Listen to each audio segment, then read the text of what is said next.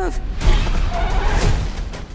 Jurassic World Rebirth is here, and it's packed with teeth, claws, and creatures we've never seen before. From terrifying new hybrids like the TRex to flying raptors and the return of the Spinosaurus, this movie doesn't just bring back the dinos, it evolves them. This film picks up 5 years after the end of Jurassic World Dominion, but with a completely fresh cast and setting. The old legacy characters, they're gone. Instead, we're introduced to new faces and a terrifying mission: collect DNA from the biggest land, sea, and air dinosaurs to potentially cure human diseases. Sounds noble, right? But you know things never go according to plan in Jurassic movies. Welcome back to your nerdy show. I'm your host, Spoiler Master. In this video, we're breaking down every single dinosaur that shows up in Jurassic World Rebirth: the mutants, the hybrids, the returning legends, and the surprising deep cuts. Whether you're a long-time fan of the franchise or just here to see which prehistoric beasts stole the show, you're in the right place. Strap in, because Site C has unleashed a whole new Jurassic nightmare, and we're diving straight into the DNA of it all. On the island we're headed to? Distortus Rex, D-Rex. Okay, let's talk about the D-Rex, or as it's officially called, Distortus Rex. This is the new hybrid monster on the block, and it's absolutely terrifying. Imagine someone mixed a Rancor from Star Wars with a Xenomorph from Alien and threw in a dash of Jurassic madness. That's D-Rex. It's not just big, it's unnatural. This thing comes from Site C, a secret facility tied to the original Jurassic Park experiments. Yeah, that's right. This place was cooking up hybrids long before Indominus Rex hit the scene. The D-Rex shows up multiple times in the movie, terrorizing the new lead Duncan Kincaid, ambushing scientists, and just generally making life hell for everyone. It's described in the movie as one of the worst, and you feel that every time it shows up. Whatever DNA was blended into this creature, it's not just a dino anymore, it's a monster. Tyrannosaurus Rex. It wouldn't be Jurassic without the OG, the Tyrannosaurus Rex. And yes, there's a T-Rex in Jurassic World Rebirth. But before you ask, no, this isn't Rexy, the original queen of the franchise. She was last seen at the Biosyn Sanctuary in Dominion, and there's no way she made it to Site C. This new T-Rex is a little different in design. Some fans have pointed out it might even have its own mutations. One of the most intense scenes involving this T-Rex is a river chase, which is actually inspired by a cut scene from the original Jurassic Park novel by Michael Crichton. Talk about deep cuts! She's massive, terrifying, and a reminder that no matter how many hybrids you throw in, the T-Rex will always be iconic. Aqualops switching gears for a second, let's talk about something cute. The Aqualops is one of the smaller, gentler dinosaurs we see in the movie. It has that baby Triceratops energy, and, honestly, it's a breath of fresh air after all the chaos. One of the main characters, Isabella, actually adopts an Aqualops and names her Dolores. Yes, we have an emotional support dino in this one. Dolores sticks around throughout the film and becomes a symbol of what dinosaurs could represent if we weren't constantly turning them into weapons or experiments. It's a sweet touch, and a reminder that not everything in the Jurassic world has to bite your face off.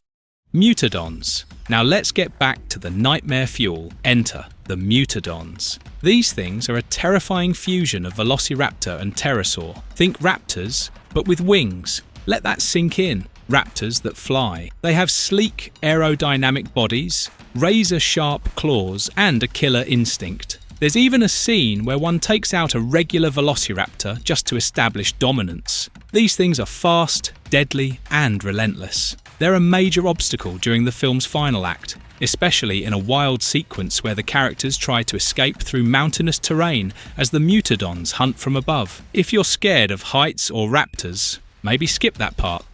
Make this quick, huh? Time to move.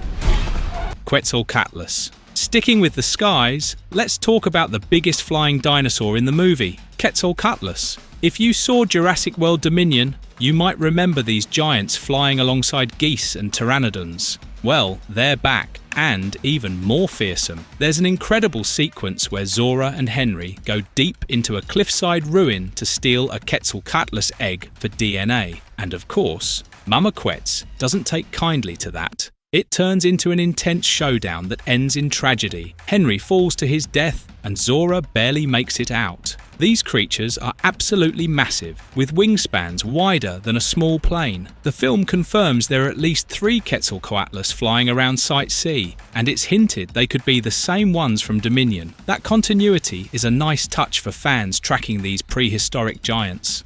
Spinosaurus. Yes, the Spinosaurus is back. The dino that terrorized Alan Grant in Jurassic Park 3 finally makes its triumphant return, and this time we're getting not 1, not 2, but 3 Spinosauruses. They make a dramatic appearance during the boat attack sequence, working with the Mosasaurus. Yeah, you heard that right. They're tag-teaming the humans on a boat, leaping out of the water, and trying to drag them into the depths. Compared to their role in Jurassic Park 3, where Spino was the apex predator, this time they're more like hunters working alongside a bigger boss. It's a fascinating twist that shows how behaviour and hierarchy can shift among the dinos.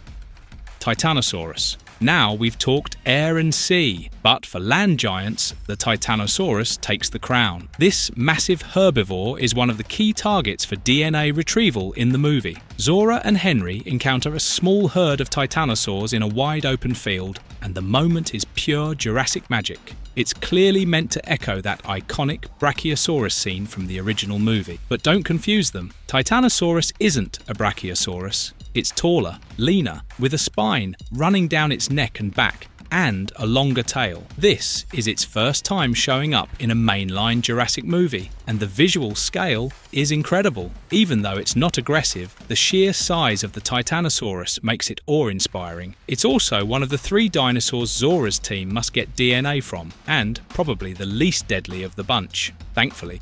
Mosasaurus. If there's one dino in the water you don't want to mess with, it's the Mosasaurus. This beast has become a staple of the Jurassic World films, and its role in Rebirth is bigger than ever. Literally, it's the biggest creature in the movie, period. The Mosasaurus takes centre stage during the aforementioned boat attack. The Spinosauruses stir the water, but the Mosasaurus ends the encounter, emerging from the deep like a prehistoric sea god. The team's goal is to collect its DNA, which of course means getting dangerously close. It's the same creature introduced in Jurassic World as the park's aquatic showstopper. Since then, it's been in Fallen Kingdom, Dominion, and now Rebirth. It's managed to survive despite the world collapsing around it, and it's still ruling the ocean.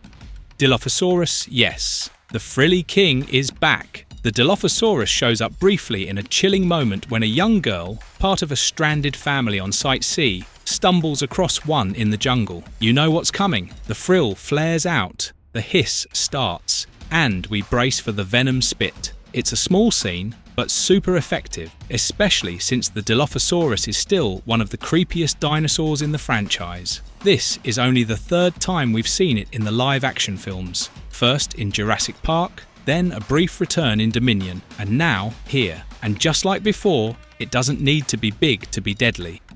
Ankallosaurus last, but not least, the tank of the dinosaur world, the Ankallosaurus. There's just a quick moment with it, but it's a memorable one, as Martin Krebs tries to escape the island, and Ankylosaurus blocks his path. It doesn't attack, just stares him down like a living roadblock. Fans of the animated shows Camp Cretaceous and Chaos Theory will get a kick out of this one. The Ankylosaurus we see looks a lot like Bumpy, the beloved dino from the Netflix series. It's a cool little Easter egg, and maybe even confirmation that the shows do share DNA with the films. Our Nerdy Thoughts Jurassic World Rebirth delivers a dinosaur lineup that blends classic favourites with new horrors and even weirder hybrids. From the terrifying T-Rex and Mutadons to the majestic Titanosaurus and lovable Aqualops, the movie doesn't hold back. What's exciting is how this film isn't just relying on nostalgia, it's expanding the universe in bold new directions, introducing dinosaurs we've never seen and even reimagining how they interact. Let us know which dinosaur was your favourite. Was it the unstoppable Mosasaurus? The terrifying D-Rex? Or maybe you're Team Dolores, rooting for Aqualops to survive this madness? Drop your thoughts in the comments, hit that like button if you're still Team T-Rex, and don't forget to subscribe for more deep dives into Jurassic lore. Until next time, watch your back and maybe stay off Site C.